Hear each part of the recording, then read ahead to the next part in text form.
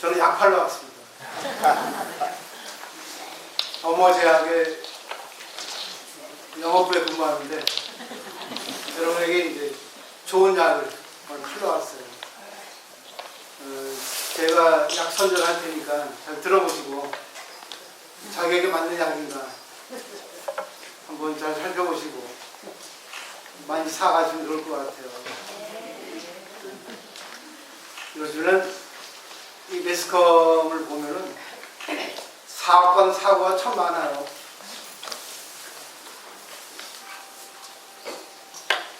사건, 사고가 많습니다. 뭐 이상한 수악한 사건들이 많은데 그분들이 보면 그 사건을 통해서 재판을 받아요. 근데 재판을 받으면 검사가 있고 변호사가 있습니다. 그리고 판결을 내는 판사가 있거든요. 근데 참 재미가 있어요. 하나의 사건을 놓고 검사는 유죄를 밀고 들어줍니다. 죄가 있는 걸 가지고 따져 들어요. 변호사는 무죄를 갖다가 주장하려고 애를 씁니다. 근데 똑같은 육법전서하고 자기가 지금까지 판례에서 알고 있던 것을 통해 가지고 하나의 사건을 놓고 유죄냐 무죄냐 거기에 대해 가지고 이렇게 분석을 하거든요. 결국은 판사가 판결을 내립니다.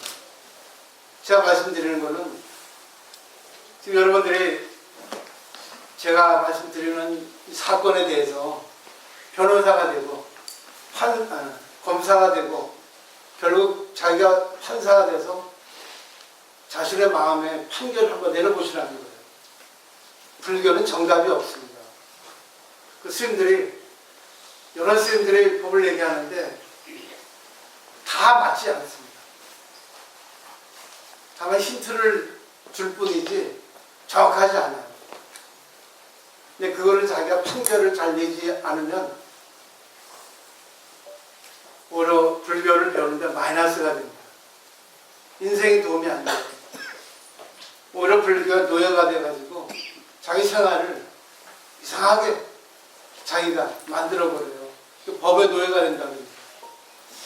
그런 분들이 많이 있습니다. 그러니까 오히려 종교가 자기 인생에 마이너스가 되는 거죠. 그런 분들이 너무 많아요. 힘도 그렇고. 저 같은 경우도 많은 시행착오를 했습니다. 법을 잘못 받아들여가지고. 근데 그것 과정을 보면은 하나도 틀린 게 없어요. 그 과정을 통해서 내가 지금 법을 알고 나니까 이게 행복이었구나. 하나도 헛된 것이 없었다고 하는 것을 알게 된 겁니다. 오늘의 주제는 원래 그 약 파는 그 약은 뭐냐면 우리 인간의 마음에는 여러 가지 마음이 있는데 딱 두 가지로 대별하면은 부처님의 마음하고 중생의 마음이에요. 그거를 잘 한번 들어보시고 약을 잘 사셔서 자기가 알맞는 약을 자기가 판단해가지고 복용을 하시면 남아있는 인생을 행복하게 살 수 있습니다. 근데 재밌는 게 뭐냐면 이거는 돈이 있든 돈이 없든 훌륭하든 훌륭하지 않든 사회적 개념으로 볼 때 자기가 무슨 박사든 의사든 변호사든 판사와 관계없고 또 스님이든 아무 관계없습니다. 훌륭하든 훌륭하지 않든 돈 많든 돈 없든 이쁘든 미쁘든 관계없이 자기 인생에 있어서 행복해질 수 있는 그런 약이에요. 좋죠? 저도 이제서야 알았는데 사실 저도 말만 하지 저도 못합니다. 너무 재밌지 않아요? 그렇기 때문에 아무리 진리가 있다 한들 내가 그거를 갖다가 잘 받아들여가지고 실천하지 않는 그거는 추상적인 것밖에 안 되는 거죠. 지금 살아오셨으면서 얼마나 많은 경험들 하셨어요. 좋은 거 나쁜 거 다 하셨죠. 그걸 이제 오늘 이 프린트를 통해서 하나하나씩 보도록 하겠습니다. 먼저 재밌는 게 하나 있는데요. 제가 책에서 봤는데, 제가 좀 말이 빠른데, 좀 버벅대요. 야, 총각이다. 제가 지금 연애도 하고 싶고, 좋은 차도 타고 싶고, 좀 잘 살고 싶고, 펜트하우스에 살고 싶고, 욕심이 너무 많아요. 근데 하나도 안 돼, 하나도 안 돼. 그래서 안 하게 했어요. 아인슈타인 박사가 대단하죠. 근데 유명한 여배우가 너무나 이뻐요. 아인슈타인 박사에게 프로포즈를 했습니다. 프로포즈 내용이 뭐냐면 박사님의 머리하고 내 미모하고 합치면 이 새가 얼마나 멋지게 나오겠습니까? 하고 프로포즈 한 거예요. 그렇죠. 근데 항상 모든 게 비유트가 있습니다. 근데 당신의 머리하고 내 몸하고 어울리는 자식이 나오면 어떨까? 하나도 안 오시네. 그 여배우의 미모는 아름다운데 여기가 비었죠. 세속적인 잣대로 보면 그렇습니다. 근데 아인슈타인 박사는 육체는 뭐 별별 없지만 머리는 얼마나 뛰어나요. 근데 그 반대에 자식이 나온다면 어떻게 한다는 얘기예요. 가능성이 있죠. 그죠? 그러니까 인간은 모릅니다. 인간은 내가 열심히 해도 안 되는 건 안 되고 열심히 하지 않아도 되는 건 돼요. 그렇기 때문에 그거를 우리가 어떻게 받아들이냐에 따라서 앞으로 인생을 재미있게 살 수 있습니다.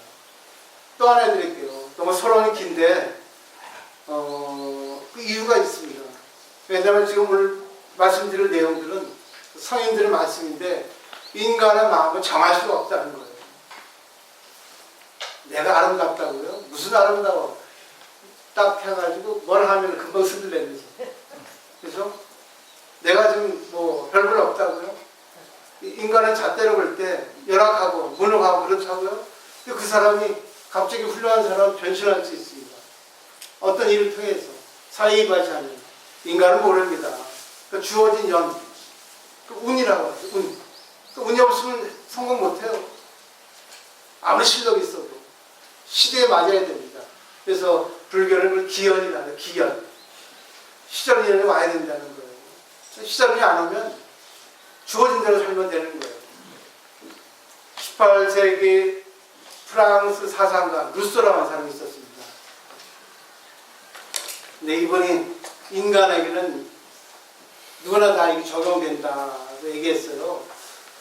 10대에는 과자, 20대는 연애, 30대는 쾌락, 40대는 야심, 50대는 탐욕이라고. 일리가 있어요? 일리 있어요. 50대 되면은 대개 이제는 좀 주저해집니다. 안주하고 이제는 뭐죠? 안전하게 욕심을 좀 내려놓고 살려고 하는 분들이 많이 있어요. 왜? 육체가 조금 약해지니까.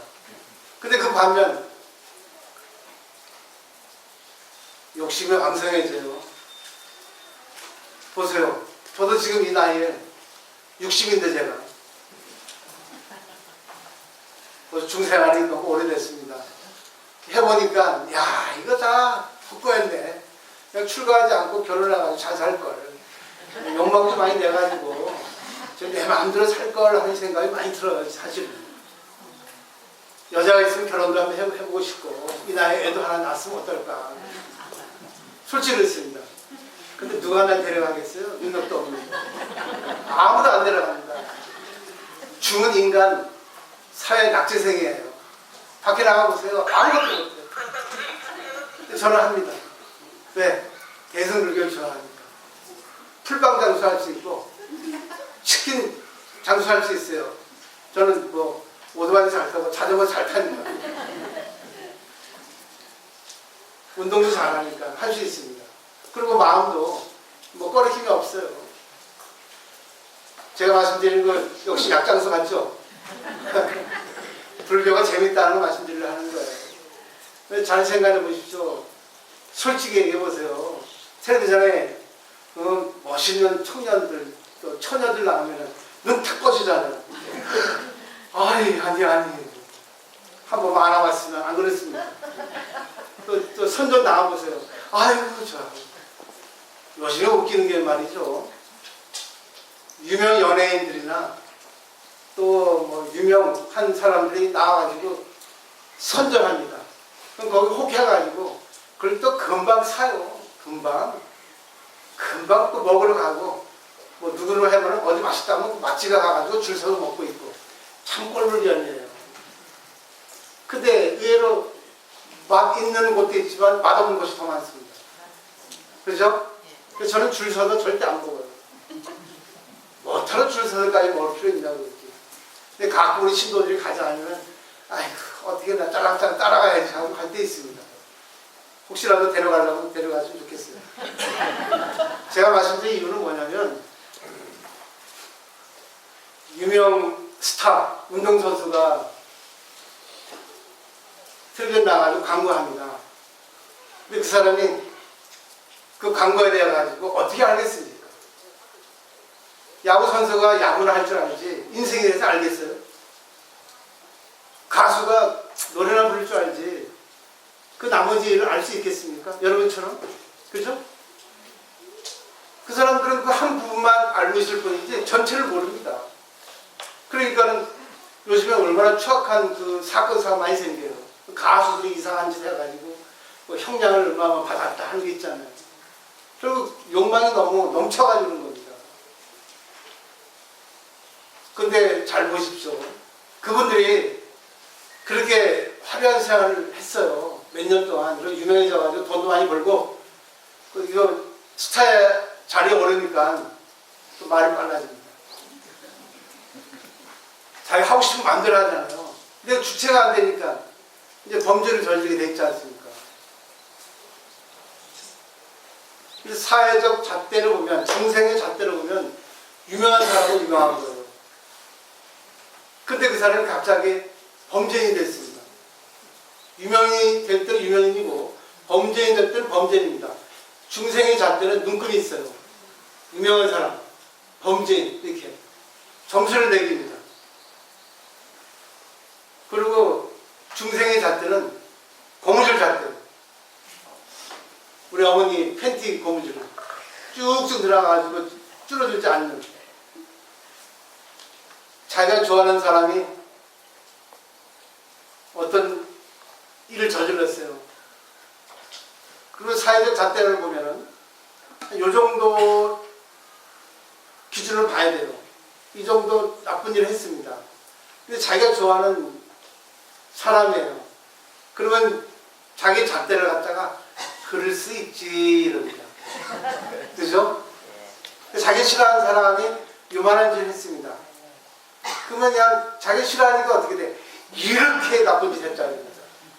지금 정치부서 여당 야당 보십시오. 전 정치에 대해서 몰라요. 근데 볼 때, 객관적으로 볼 때 어느 것이 옳다 그러냐 하는 거는 다 알고 있습니다. 근데 자기가 생각하는 가치관, 자기가 생각하는 생각에 의해 가지고 늘렸다 줄였다 합니다. 근데 그것도 잣대예요. 이게 바로 중생의 잣대입니다. 근데 다 그렇지는 않죠. 그럼 부처님 잣대는 어떻게 했어요? 부처님 잣대는 어마어마하겠죠. 어마어마하지 않아요. 부처님 잣대는 무분별입니다. 분별이 없어요. 그럴 수 있지. 다 그래요. 그것도 괜찮아. 눈금이 없습니다. 그러니까 눈금이 없으니까 뭐예요? 그 사람의 인연이야. 그 사람의 인연이야. 그것도 필요해. 필요하지 않은 게 없습니다. 금강에 보면 무실무어란 말이 있어요. 필요한 것도 없고 필요하지 않은 것도 없다는 거죠. 결국 인연 따라 필요하기도 하고 필요하지도 않기도 하는데 그런 내 입장일 뿐이라는 거죠. 이제 부처님 잣대를 보면 다 필요한 거예요. 네가 네 입장에서 필요하지 않을 뿐이지. 네 입장에서 필요할 뿐이지. 그래서 부처님 잣대를 우리가 제가 팔고자 하는 부처님 잣대예요. 부처님 잣대는 중생의 잣대와 같이 있습니다. 이렇게 동전의 앞뒤면이에요. 이렇게 할래 이렇게 할래. 중생의 잣대로 쟀다가 조금 내가 힘들면 부처님 잣대로 돌리면 됩니다. 그럴 수 있지 뭐. 세상 어떤 것도 다 지나갑니다. 지나가지 않는 게 어디 있어요? 그죠? 시간이 다 해결해 줍니다. 수행법 중 하나에 이 공이라는 게 있는데, 공은 부처님 잣대예요. 아까 무분별이라는 거. 말 제로입니다. 공. 말 그대로 공이에요. 이 공의 잣대로 보면은 아무것도 문제될 게 없어요. 근데 우리가 너무나 익숙하게 사회적인 잣대, 중생의 잣대로 그 눈금을 가지고 재니까 좋다, 나쁘다, 필요하다, 필요 없다 이렇게 하지 않습니까? 그때 찬스예요. 그때 원근술이라고 하는 잣대를 가지면 됩니다. 원근술. 멀게, 가깝게. 카메라 돼 있죠? 카메라 보면 이렇게 성능 좋은 거 보면은 줌이 있습니다. 땡기고 늘리고. 그죠? 땡기고 늘리고. 결국 시간을 갖다가 늘리고 줄이는 겁니다. 과거로 돌리고 미래로 늘리고. 이거를 할 수 있으면 약 효능이 다 되는 거예요. 근데 똑같은 약을 사갔는데 나한테는 그 효능이 있다, 효능이 없다 그러면 그분이 어떻게 그 약을 자기가 받아야 되냐 하는 데 차이가 있는 거지, 절대 약에는 효능이 있습니다. 원래 인간의 마음, 자기의 마음에 차별이 있는 겁니다. 객관세계는 차별이 없어요. 원래. 그걸 분명히 아셔야 돼요.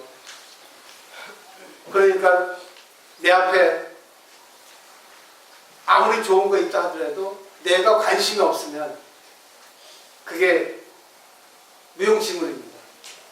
원효대사 아시죠?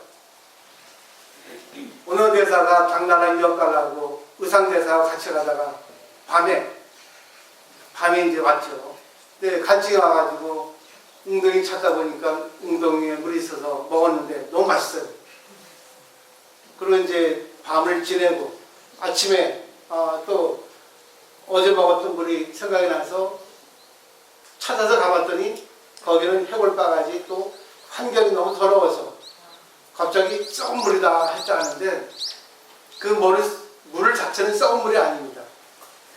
물은 청정한 물인데 자기가 그 물 주위에 있는 환경을 보지 않았을 때는 청정했고, 물은 똑같이 청정한데 환경을 봤을 때는 갑자기 그 청정한 물이 더러운 물로 바뀐 거예요.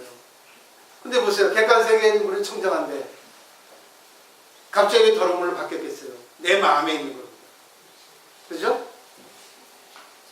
처음에 이쁜 마누라하고 결혼해가지고 10년 살다 보니까 이쁜 개뿔, 눈 뼈지 내가 승질 더럽고 지 입장 이기주의고 에이 하지 않습니까? 왜 그러겠어요? 내가 이렇게 만든 거예요. 내가 마누라를. 안 그래요? 생각해 보십시오. 남편이 소중하면은 남편 입장 되면 아무것도 아니에요. 근데 남편이 소중하더라도 자기가 더 소중하니까 자기가 맞추려고 하다 보니까 남편이 자기가 안 맞춰주니까 이제는 뭐예요? 미운 남편이 되고 미운 아내가 되는 거죠. 서론 길었습니다. 여기 쭉 보겠습니다.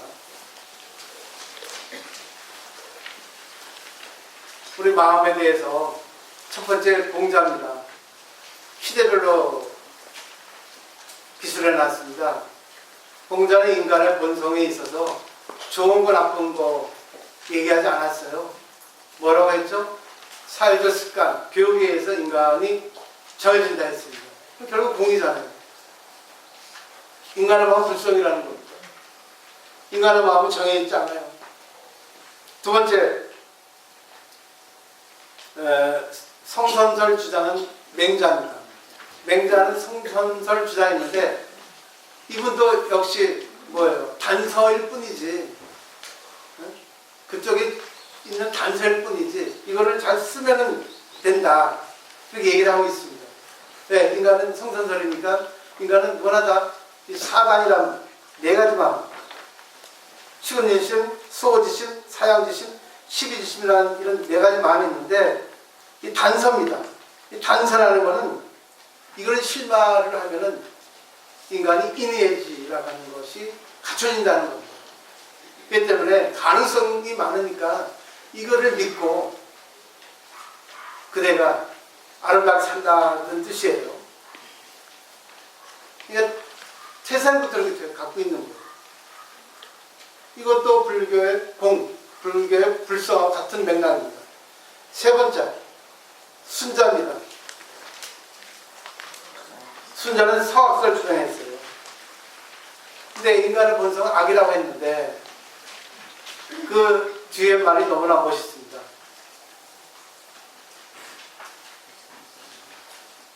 인간의 본성은 악인데 가만히 놔두면 나쁜 쪽으로 이렇게 관성의 법칙에서 흘러가는데 여기에 위가 필요하다는 겁니다.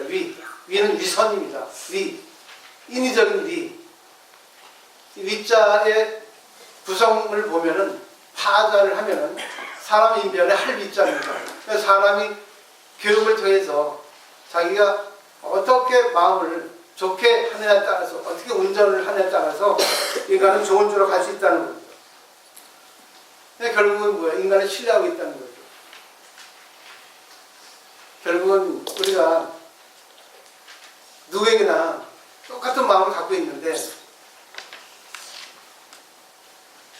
어떻게 살아오냐에 따라가지고 인간의 마음이 좋아지기도 하고 나빠지기도 하고 급해지기도 하고 늘어지기도 하고 또 남에게 베푸는 사람이 되기도 하고 부두새가 되기도 하고 그랬습니다. 어떤 스님이 자기 스승에게 스님 저는 태생이 너무 다혈질입니다. 저도 다혈질이에요. 승결 급합니다. 어떻게 수행을 해야지만 이 다혈질을 고칠 수 있겠습니까? 물었습니다. 그러니까 그 스승이 그랬습니다. 아 그래? 어떤 때 그 다혈질이 나오는데? 그랬습니다. 아 여차할 때 나옵니다. 그랬습니다. 그 여차할 때 나오면 그 다혈질은 태생이 아니잖아. 그랬어요. 태생이면 아무 때나 다 나와야 되거든요. 그죠? 수시로 나와야 됩니다.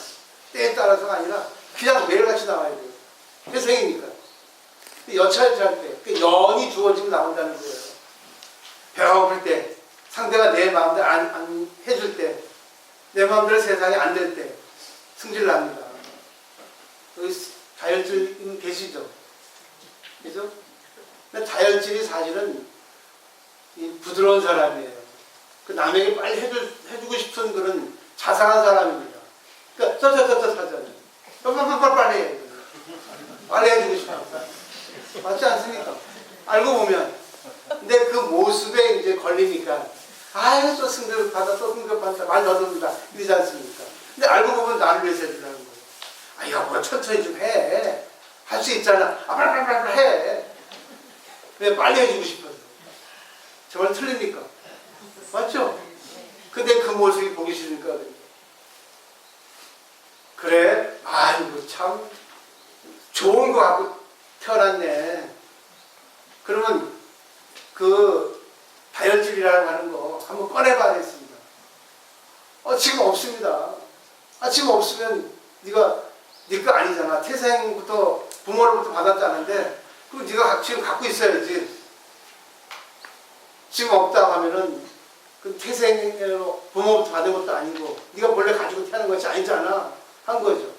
그래서 결국은 뭐예요? 승질 들어온 게 다혈질이라는 게 습관적으로 있는 거지 어떤 환경, 조건에 의해서 있는 거지 내가 원래 갖고 있는 건 아닙니다. 다만 그런 걸 많이 쓸 뿐이지. 그러니까 내가 지금 어떤 성격이나 하는 것은 결국 습관적으로 형성된 거예요. 근데 습관을 좀 바꾸면 됩니다. 안 좋은 걸 바꾸면 되는데 이 안 좋은 걸 바꿀 수가 없습니다. 이게 습관적으로 너무 습성이 돼가지고 문제가 되거든요. 근데 이제부터 찬스예요. 약을 먹으면 되니까. 오늘 좀 돈 많이 가지고 계신 분 계시니까 많이 넣고 가십시오. 아까워라.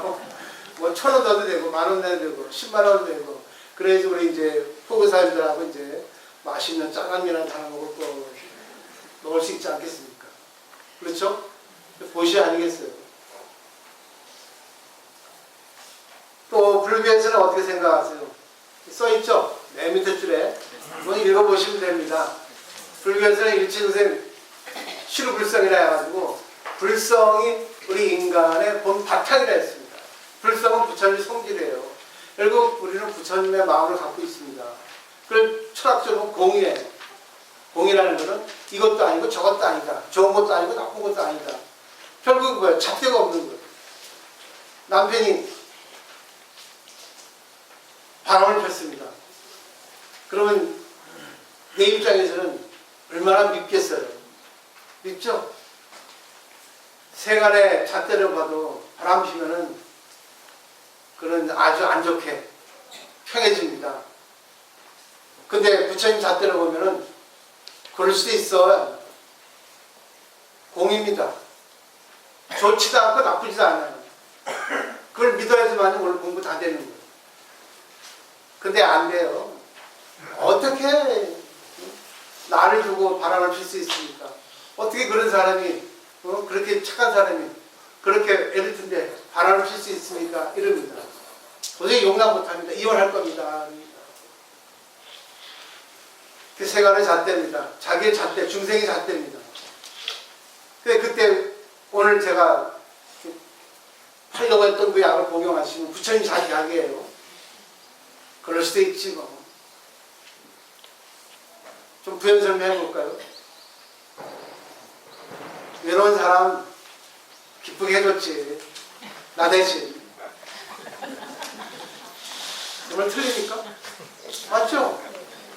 중이 이런 말 하는 게 이상하죠? 저는 연구 많이 했어요. 이거 자꾸만 이 머리가 커지는 거예요, 자꾸만. 이렇게 좀 줄어들어야 되는데. 그리고, 왜 남편이 왜 나를 멀리 했을까? 내가 남편을 멀리하게 했다는 겁니다. 내가 남편을 멀리하게 하지 않았으면, 내가 정말 남편을 위해서 했으면 남편 양심이 있어서 절대로 남 여자 보지 않습니다. 안 그래요? 이게 과학적으로도 마찬가지예요. 과학적으로 보면 쇠구슬이 있습니다. 남편이에요. 세다마. 근데 나예요. 내연의 여자입니다. 근데 남편이 이렇게 왔어요. 하루아침에 이게 바람 피는 게 아닙니다. 처음에는 이렇게 해서 나한테 왔어요. 내 자성이 째니까. 여보, 일로 오세요, 일로 오세요. 땡기니까. 그래 갔습니다. 근데 관계를 통해서 이 아내가 조금 뭐예요? 남편을 무시하든지, 남편을 멀리하든지, 남편을 소홀하든지, 개만 이뻐하고, 그러니까 남편이 이제 뭔가 외로워집니다. 아, 그래? 일로 가다가 왜요? 이쪽에서 빨리 와, 빨리 와. 땡깁니다. 자석으로. 딱 땡겨. 일로 와, 여보. 일로 와, 자기 일로 와. 아, 이렇게 하다가, 아이, 모르겠다. 일로 합니다. 여기서 땡기는 게 힘 세니까. 누구 탓이에요? 여자 탓이죠. 남편도 문제지만 여자도 문제입니다. 그러니까 인연을 갖다는 거예요. 남편이 바람피면 아내도 문제고 남편도 문제고. 그럼 결국 그거는 똑같이 공범입니다. 그럼 똑같이 공범이면 뭐예요? 좋지도 않고 나쁘지도 않은 거죠. 제가 논리 형성되죠. 같이 어거지입니다. 어거지 부리는 거예요. 요거 이렇게 말씀드렸으니까 마지막 이제 불교 가르침으로 이제 결론을 맺을 겁니다. 몇 분까지 해야 되죠? 12시간. 12시요? 예. 오늘 재밌어요? 예. 많이 불러주세요. 재밌는 내용 많습니다.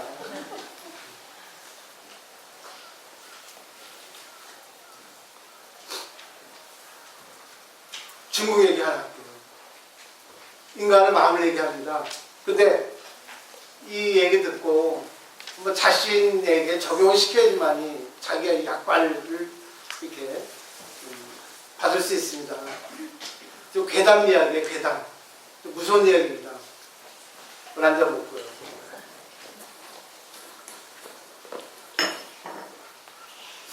이걸 그런데 우문간이라고 하는 선어록에 나오는 얘기인데 뭔가 이제 판치게 나올 겁니다. 오조법연 선사가 얘기한 건데 천녀라고 하는 아가씨가 있었어요. 천녀 이혼이라고 하는 공안일 겁니다. 근데 이 아버지는 장씨 아저씨예요. 중국에는 장씨성을 가진 사람이 많이 있습니다. 부자입니다. 근데 이쁜 딸이 둘이 있었어요. 그 큰 딸은 천녀인데 둘째 딸은 이름이 안 나옵니다. 근데 둘째 딸은 병으로 먼저 죽었어요. 그래서 이제 천녀만 남아 있었는데 그 조카에 갑자기 또 고일병 생각 안 나네. 이름이 생각이 안 나네요. 나이 먹으면 고일병도 생각이 안 나요. 근데 생각이 깊어지죠. 사유력은. 조카가 있었는데 둘이 너무 이렇게 선남선녀인 거예요. 그러니까 이제 아버지가 아이고 둘이 참 어울린다. 둘이 이제 앞으로 성장하면 결혼하면 되겠다 하고 이렇게 자주 이렇게 말씀했습니다. 그러니까 둘은 이제 결혼한다고 믿고 있었죠. 근데 성장함에 따라서 이제 아버지는 남편간, 자기 딸의 남편간을 구하는 거예요. 부잣집을 골랐겠죠. 그래서 발표를 했습니다. 천녀야, 너는 어느 집에 누구의 아들에게 장가를 시집을 간다 했습니다. 그러니까 둘 다 아버지 무슨 말씀이세요? 우리 둘이 결혼하기로 돼 있는데 그렇게 말씀하셔놓고 이제 와서 그렇게 말씀하시면 어떻습니까? 한 거죠. 아버지는 피식 웃고만 있을 뿐이에요. 이혼기라고 하는 그런 책에 나옵니다. 이 괴담 이야기가. 혼이 떠났다는 기록이에요. 계속 그렇게 말씀하시니까 청년이, 조카가 말도 없이 이제는 내가 너무 허무하다, 너무 이제 슬프다. 그래서 그 마을을 떠날 생각을 했습니다. 그래서 말도 없이 이제 떠나는 그런 때가 됐어요. 그래서 나루터에서 배를 타고 이렇게 가려고 하는데 천녀가 나타난 겁니다. 어떻게 알았는지. 나를 두고 가시면 어떻게 합니까? 나도 데려가 주세요 하고 해서 둘이 이제 배를 타고 다른 지방을 가가지고 잘 살았습니다. 아들, 딸 둘 낳고 잘 살았는데 5년이 지나니까 어떻습니까? 둘이 좋을 때는 잘 살았는데 그게 전부는 아니죠. 아버님에 대한 불효, 또 집도 그립고 또 죄송하기도 하고 해서 둘이 다 똑같이 마음이 통해가지고 그러면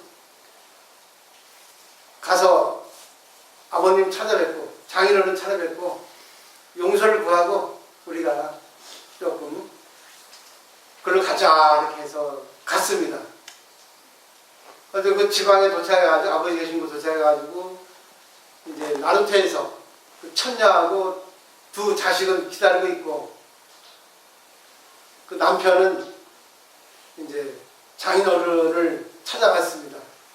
장인어른을 찾아갔더니 장인어른이 너 왔냐 한 거죠. 네, 안녕하세요. 저 왔습니다. 죄송합니다. 따님하고 같이 왔습니다. 지금 나루터에 두 아들하고 같이 있습니다 하니까 그 아버지가 뭐라 하겠습니까? 무슨 소리 하고 있니? 우리 딸은 지금 네가 떠난 후부터 지금 이제 혼이 빠져가지고 저기 사랑방에서 지금 시름시름 이렇게 누워있는데 무슨 소리 하고 있냐고. 아니 무슨 소리 하고 있습니까? 내가 지금 따님하고 같이 와서 나루터에 지금 배 안에 기다리고 있는데 아이고 무슨 소리 하십니까? 옥신각신한 거예요. 알겠습니다. 그럼 내가 따님을 데려오겠습니다 하고 데려왔습니다. 데려가가지고 사랑방 가서 누워있는 천녀하고 사랑방으로 찾아온 천녀하고 둘이잖아요. 만나는 순간 둘이 하나가 됐습니다. 괴담이죠. 말이 안 되죠. 그 40년 동안 잘 살았다는 얘기예요. 둘이 합쳐서. 이제 잘 보십시오. 여기서 우리 일생이 그렇습니다. 우리가 한쪽만 찾아서 그 남자를 따라갔습니다. 근데 사실 그 남자 별볼로 있어요. 아니 둘이 약속하면 둘이 약속했으니까 같이 야, 떠나자 해야지만 이 남자가 의리가 있고 사랑이 있는 거지. 지 혼자 쓱 떠나버리면 되겠습니까? 무책임하게? 저는 그래서 출가했습니다. 우리 애인 놔두고. 우리 애인 아직까지 결혼 안 하고 있더라고요. 서울에. 근데 안 갑니다. 혹시 또 나 잡을까봐. 진짜.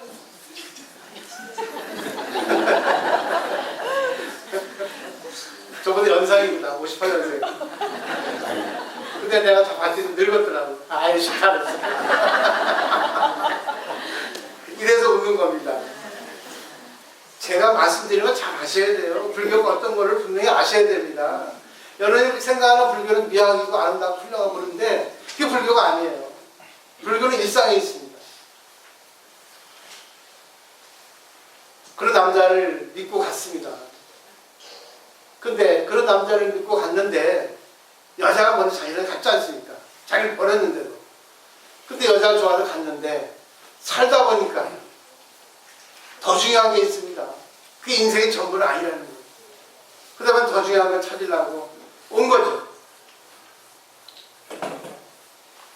또 보십시오. 그 남자가 떠난 후에 시름심 앓고 있는, 혼이 빠져가 앓고 있는 그 천녀, 육체인 천녀, 육체만 갖고 있는 천녀, 혼이 떠난 천녀, 결국 아버지가 시키는 대로 하고 있는, 결국 세속의 노예가 되고 있는, 제도의 노예가 되는, 자기가 하고 싶어도 할 수 없는 자기가 거기 죽은 자기가 있습니다. 어느 게 진짜 자기예요? 다 해당 안 됩니까? 내가 하고 싶어도 할 수 없는 게 너무 많아요.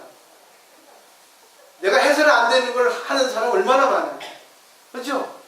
제 말 틀립니까? 어느 게 진짜예요. 이거를 오조 법연선사는 송나라 때 유명한 스님입니다. 그분이 어느 게 진짜 천녀나 했습니다. 어느 게 진짜 천녀일까요? 어느 게 부처일까요? 제가 감히 제 해석 답은 없습니다. 어느 누구도 어느 스님도 있잖아요. 답을 주는 스님은 없습니다. 근데 저는 답을 줘요. 왜? 약장수니까. 약을 팔아야 되니까 답을 주는 거예요. 근데 이거는 내가 먹어서 내가 효능이 있어서 약을 파는 거지. 그냥 유명한 선수들이나 유명한 연예인들이 좋습니다. 뭐 자기 이름 걸고 명예 걸고 하는 그런 거하고 다릅니다. 아무리 그래도 맛도 없네. 저 연예인 저렇게 나와서 지 이름 팔고 그런 전 약장수가 아니라고요. 그럴 수도 있겠죠. 저는 두 분 다 부처입니다. 두 분 다 중생이에요. 자기 마음대로 안 되는 그 천녀도, 혼이 빠진 천녀도 부처고 중생이고, 또 자기 마음대로 해서는 안 되는 걸 한 그 천녀도 부처고 중생입니다. 이런 걸 볼 때 자기 인생에 한번 견주어 보십시오. 어떻게 살아오신 거, 얼마나 많이 업을 짓고 살아오셨어요. 해서는 안 되는 거, 또 하고 싶은데 하지 못한 거 얼마나 많습니까? 그죠? 그게 인생입니다. 인생은 생로병사예요. 이게 인생입니다. 근데 생로병사에서 생은 과거입니다. 태어났잖아요. 그러면 지금 우리가 늙어가고 있습니다. 근데 어떤 사람은 익어가고 있다. 말장난하고 있냐. 늙어가고 있지. 놀고 있어. 늙어가니까 재밌어요. 나는 지금 60이에요. 인생은 60부터라는 말이 딱 와 닿은 거예요. 우리 회장님 저 갑장입니다. 친구가 그랬어요. 내년이면 한갑입니다. 왜 그러냐면은 나이를 먹어가는 게 늙어가는 겁니다. 한 살 먹으면 한 살 늙은 거예요. 2살은 2살 늙은 겁니다. 근데 우리는 뭐 50이 되면 늙었다, 60이 되면 늙었다, 70은 늙었다. 무슨 소리요? 늙은 게 재밌는 겁니다. 호박이 늙은 호박이 맛있어요. 그리고 보십시오. 곤충도 유충에서 애벌레로 해가지고 아름다운 나비로, 매미도 그렇죠. 근데 인간은 나이 먹어가지고 이렇게 초라하다 하고 야 다 살았다 합니까? 정년퇴직하니까 더 재밌는 거예요. 자기 하고 싶은 거 다 하고 하니까. 근데 왜 젊어서 젊은 게 좋다 하니까? 젊은 거 좋죠. 네, 팔팔이 하니까 또 행동이 자유로우니까. 그렇지만 젊어서 안 좋은 게 지혜가 없습니다.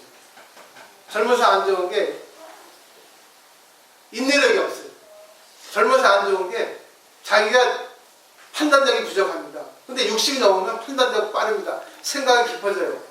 그리고 자기 하고 싶은 거, 경제력이 있고, 자기 몸이 부자연하고, 자기가 옛날처럼 이렇게 현직이 아니어서 돈 마음대로 쓸 수 없을지 몰라도 너무나 시간이 많습니다. 자기가 지금까지 자식으로 해서 막 해줬던 그거를 갖다가 내려놓을 수 있습니다. 그리고 또 60이 넘어도 자기 사업하시는 걸 할 수 있어요. 그렇기 때문에 인생은 60부터가 진짜 인생이에요. 자기 마음대로 하고 사시면 됩니다. 근데 불교 잘못 배우면 술 먹지 마라, 담배 피지 마라, 뭐 하지 마라, 뭐 하지 마라. 거기에 걸려가지고 야 이것도 못하고 저것도 못하고 그렇게 됩니다. 근데 사실 남에게 피해를 줘서는 안 되겠죠. 그럼 남에게 피해를 줘서 피해를 주지 않으면 해도 된다고 하는 거 맞습니까? 남에게 피해 안 주면 내가 피해 안 주는 범위에서 할 수 있는 거 다 해도 되겠어요? 근데 인생은 남에게 피해를 주지 않고는 못 사는 세상입니다. 그러니까 피해를 준다는 그 개념을 몰라서 문제가 되는 거예요. 내가 지금 살아있는 것 자체가 피해 주는 겁니다. 폐를 끼치는 거예요. 그죠? 내가 있음으로써 내 대신 누리지 못하는 사람이 있고 내 대신 손해보는 사람이 있습니다. 전부 상대적인 관계예요. 이 세상은. 내가 전철을 타면은, 지하철 타면은 나로 인해서 번잡합니다. 나로 인해서 부딪힙니다. 그때 부처님 잣대는 뭐예요? 아, 내가 중생이지만 중생이 돼서 살아가기 위해서 어쩔 수 없습니다. 미안합니다. 당신에게 폐를 끼쳤습니다. 아이고, 당신 때문에 내가, 당신 덕분에 내가 이렇게 인간 세상, 살아있는 세상 알았습니다 하면 부처예요.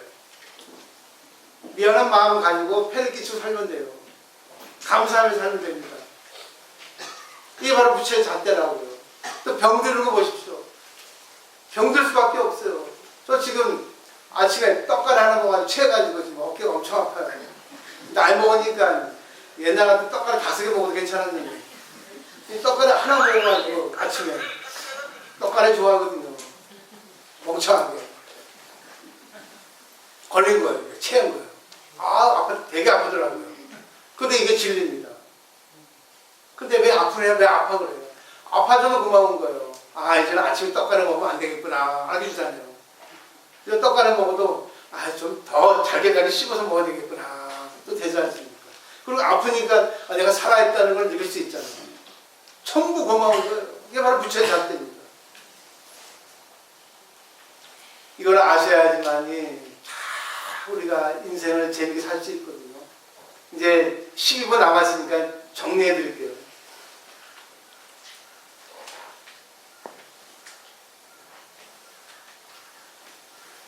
중국에 해중이라고 하는 이 수레를 잘 만드는 명인이 있었습니다.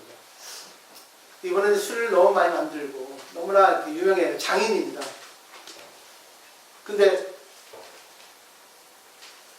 그 장인은 어떤 수레를 만들었냐면 너무 장인이다 보니까 차륜이 없는, 차바퀴가 없는, 차축이 없는 수레를 만들었어요. 이거는 무슨 뜻인가 이렇게 공안을 던집니다. 이 공안은 시험 문제예요. 선사들이, 큰 스님들이 옛날부터 중국에서 이런 시험 문제를 냅니다. 이걸 맞히면 그대는 조금 불교에 대해서 알 수 있다 이런 뜻입니다. 근데 시험 문제라 하기보다는 이제 재판관이 돼서 판결을 여러분 내셔야 됩니다. 변호사, 검사가 돼서. 이게 어떤 뜻인가? 답이 없어요. 어떻게 수레를 만들 수 있겠습니까? 그게 못 만들죠. 아무리 장인을 하더라도 하나하나 부석을 전부 연결해가지고 전체 조합해가지고 수레를 만듭니다. 그러면 아마추어도 수레를 만들 수 있어요. 장인이 아니더라도. 장인은 그냥 시작했을 뿐이지. 그렇죠? 그건 훌륭한 수레를 만든다는 건 무슨 뜻이겠어요? 장인이라 하더라도 훌륭한 유명한 사람이라 하더라도 그 사람은 그것만에 있어서 훌륭할 뿐이지 인생이 전부 달관한 사람은 아니다. 불교를 제대로 알고 있는 사람은 아니다는 뜻입니다. 불교는 자기가 자기 있는 부분에서 자기가 어떻게 생각하고 어떻게 살아가느냐, 어떻게 행복하게 살아가느냐, 이게 바로 불교입니다. 아름답게 살아간다는 건 불교가 아니에요. 행복하게 살아가는 게 불교입니다. 감사하게 살아가는 게 불교라고요. 이게 바로 부처님 잣대입니다. 할 수 있죠? 예. 난 돈도 없어요. 여자도 없어요. 아침에 내가 혼자 밥 차려 먹습니다. 난 행복해요. 가끔 딴짓도 해요. 딴짓. 딱 이쁜 여자랑 딱 보고 이렇게 딱 보고 이렇게 아 이쁘네 하고 외제차 지나가면 야 나도 한번 타봤으면 좋겠다 하고 욕심 맨날 냅니다. 야 큰 스님처럼 나도 저렇게 큰 자리 주지되면 얼마나 좋을까. 아이 부러워. 근데 그 순간 그래요. 내가 더 낫다. 큰 자리에 주지되면 얼마나 바쁘겠어요. 딸랑딸랑딸랑 얼마나 바쁩니까. 하루 종일 바빠요. 그래서 저는 내 마음대로 공부할 수 있고 내 마음대로 운동할 수 있고 내 마음대로 잘 수 있고 내가 기본적으로 하는 것만 하면 돼요. 그리고 제가 말씀드리고 싶은 이 내용은 뭐냐면 인생에 중요한 거는 다 중요하다는 겁니다. 어느 게 중요하겠어요? 어느 게 중요하지 않겠어요? 문제 하나 낼까요? 제가 암에 걸렸어요. 시한부 인생입니다. 6개월 남았어요. 의사한테 들었습니다. 그 6개월 동안 어떻게 사시겠어요? 의미 있는 거, 훌륭한 거, 하고 싶은 거 하고 살아야죠. 근데 내가 암에 걸렸다는 생각을 하고 매일매일 훌륭하게 의미 있게 중요한 거 하고 싶은 거 하고 살아라. 그렇게 하면은 그게 바로 불교가 아니겠는가 이렇게 설명한 스님도 있습니다. 맞습니까? 네? 틀려요. 왜? 인생에 중요한 거는 전부 중요합니다. 자는 것부터 아침 일어나는 것까지 중요하지 않은 게 아무것도 없어요. 다 중요합니다. 이게 바로 불교입니다. 내가 아침에 나가서 남편 밥 주는 거 중요하고 내가 나가서 뭐 개모임날 수다 떠는 거 중요하고 화내는 거 중요하고 짜증내는 거 중요하고 중요하지 않은 게 하나도 없습니다. 다 중요합니다. 이게 바로 불교입니다. 이게 되지 않으면 불교가 죽습니다. 훌륭한 스님들, 훌륭한 인물들만 불교라고요? 그건 불교가 아니에요. 그건 장인일 뿐이지. 이걸 아셔야 됩니다. 그분들이 존재하는 것은 우리들이 있어서 존재되는 거예요. 그걸 아셔만이 되지 그렇지 않으면 안 되거든요. 대승불교, 소승불교가 있는데 소승불교는 부처님 잣대예요. 거의 마음 비우니까. 근데 부처님 잣대로 살아가면 정말 재미없어요. 아이고 다 좋아 다 좋아하는데 뭐가 다 좋아 다 좋기는. 네? 다 좋으면 너무 재미없어요. 네? 극락은 너무 재미없어. 즐거움 없습니다. 그래서 극락 가고 싶지 않아요. 지옥 가고 싶지. 그래서 지옥에 있잖아요. 네? 저는 큰절에서 강사 생활을 오래 했는데 너무나 대우받고 살았어요. 강의 잘하지. 아이고 뭐 애교가 있지죠. 나랑 잘하거든요. 뭐 센스 있지. 머리 좋지. 영리하지. 잘합니다. 돈도 받고 내 마음대로 하고 하지. 정말 걱정 없지. 재미 되게 없어요. 맨날 똑같이 걱정 없이 살아야 됩니다. 무슨 재미가 있겠어요? 극락인데. 근데 이상하게 2년 돼가지고 포교한 지가 행사 강사 하다가 나온 지가 2002년입니다. 지금 18년 한 거예요. 포교를. 지옥이에요. 야, 이 조사들 진짜 강적들이야. 와, 정말 힘들어. 야, 정말. 저 사회 낙제생입니다. 이 모자란 다 나를 가르쳐 막. 아 이래저래 해 막 휘둘러. 야 장가 안 가기 잘했지. 이 여자 치고 저 여자 치고. 정말 힘들어. 야, 한 여자 데리고 사는 게 낫겠다. 근데 덕분에 이리 치고 저리 치니까 정말 많은 제가 체험을 했어요. 지옥이 재밌다는 거. 극락은 진짜 재미없어요. 무료합니다. 왜? 즐거움만 있으니까. 그래서 기상용어에 화이트 아웃이라고 있습니다. 북부에 가보면은 전부 눈이잖아요. 이게 태양빛에 반사되면 이게 전부 흰색으로 비춰지니까 그림자가 없으니까 아무것도 보이지 않는 거 사물이. 그게 바로 극락세계입니다. 가실래요? 재미없어요. 그러니까 선사들은 항상 지옥에 있는 걸 즐기는 거예요. 그래서 중계 조주 선사는 어느 할머니가 아이고 스님 저는 장애가 많고 너무 화도 많이 내고 힘들어 죽겠습니다. 어떻게 수행하면 되겠습니까? 하니까 그래 할머니 알았어 내가 기도해 줄게. 무슨 기도했는지 아세요? 약 팔았어요. 무슨 기도. 조주심도 쓰면 약장수입니다. 그대는 많은 사람을 극락세계에 가기를 원하고 그대 자신은 지옥에 가기를 원해라 했습니다. 이게 어떻게 보면은 정말 욕이에요. 근데 정말 자상한 법문입니다. 자상한 약이에요. 지옥이 재밌다는 거예요. 지옥 속에 극락이 있다는 거예요. 지옥 속에 영양가가 있어요. 불교의 꽃이 연꽃이잖아요. 그죠? 연꽃은 뭐예요? 진흙탕에서 쪽쪽 빨아먹습니다. 이 세상이 지옥이지 않습니까? 경쟁 사회가 지옥이에요. 우리 인간의 행복이 어딘지 아세요? 내가 돈 10억이 있다고요? 10억에서는 행복이 아닙니다. 남의 못된 행복입니다. 옆집 똑같이 받죠? 그러면 뭐야? 아이, 돈 더 주세요 합니다. 재밌는 얘기 하나 해드릴게요. 이게 아랍 얘기인데 신이 나타나가지고 그대에게 소원을 들어주겠다. 말해봐라 했어요. 소녀시대 소원을 말해봐. 예, 10억 주십시오 했습니다. 10억? 그래. 근데 그대가 10억을 요구해서 내가 10억을 들어준다 하면 옆집은 2배가 되는데 괜찮겠는가 했습니다. 참 리얼합니다. 리얼해. 가만히 생각하더니 신이죠. 그러면 소원이라고 하면은 안 좋은 것도 괜찮겠습니까? 했습니다. 괜찮아. 네 소원 말해봐. 다 들어줄게. 알겠습니다. 눈 하나 파주십시오 했습니다. 눈 하나 파시면 여기 두 눈이 파지는 거예요. 이게 인간입니다. 이게 중생이에요. 이게 행복의 논리입니다. 내가 아무리 돈 있어도 행복하지 않아요. 남이 못 때 행복합니다. 저 비교 분별이니까 중생이 잣대예요.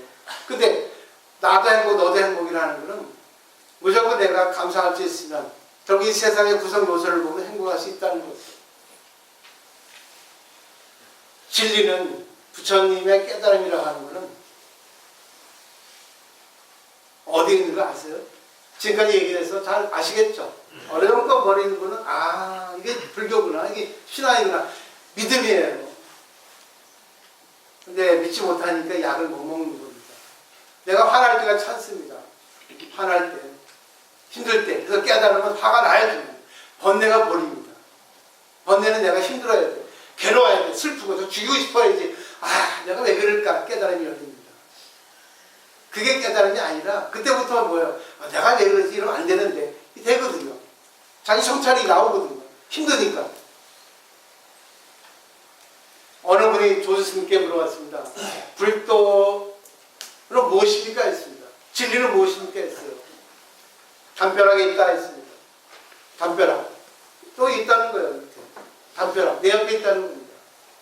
그런 도 말고요. 진짜 진리, 부처님이 가르친 뭡니까? 했습니다. 뭐라 하는지 아십니까? 대도 투장한 있습니다. 5글자입니다.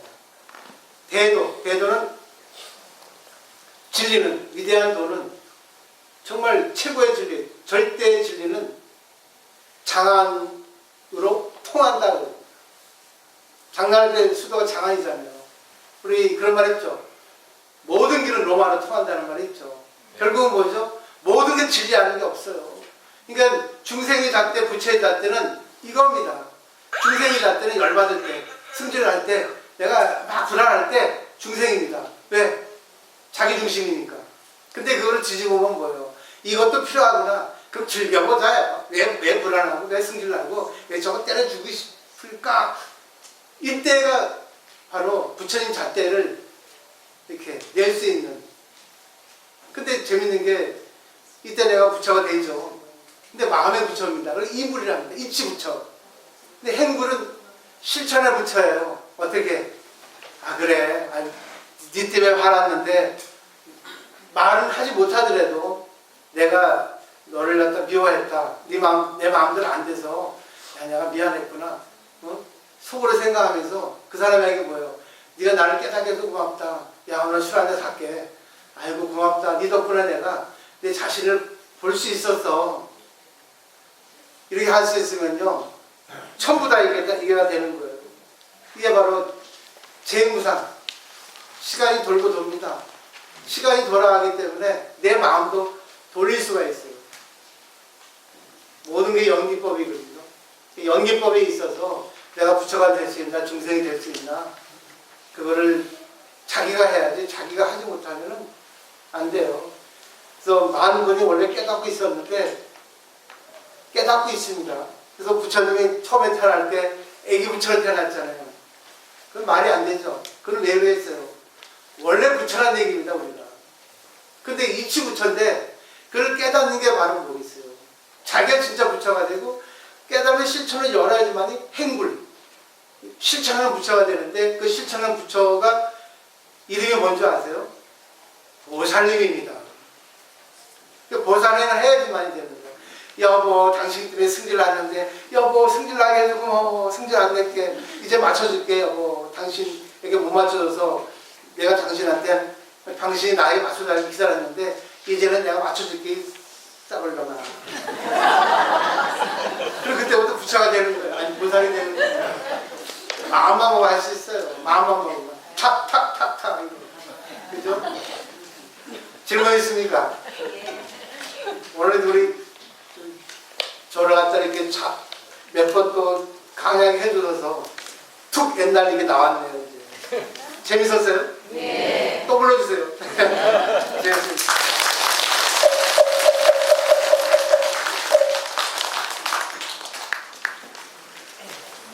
오늘 우리에게 소중한 법문을 해주신 법사님께 다시 한번 큰 박수 부탁드립니다.